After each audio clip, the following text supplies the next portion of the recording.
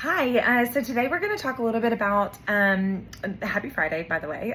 We're going to talk about the psychology of trust. And so the first point that I'm going to make is that trust is oftentimes borrowed before it's earned, meaning that when someone refers over to you, they're essentially putting their credibility on the line. So they're vouching for you. So when a patient walks in the door, they already trust you just because somebody else, or there's a layer of trust just because somebody else that they trust referred you. And so where that referral source or that referral is a gift, it can also be a liability, meaning that if you don't deliver, you could not only lose that patient, but you could lose the trust of the provider or the referral source. So that's one thing just to keep in mind.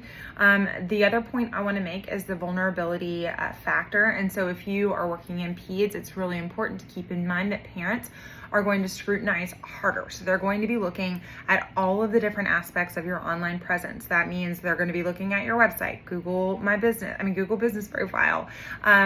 They're going to search you on AI. They're going to look in all the different places to see what does your reputation look like, and can they really trust you.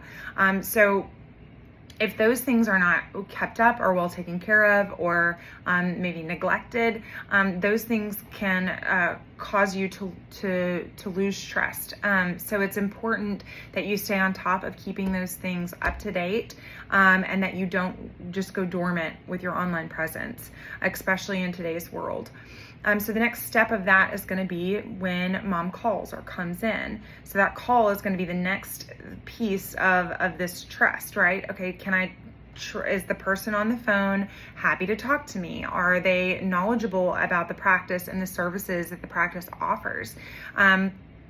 Those different things are really going to just reiterate that mom or dad can trust you with their child.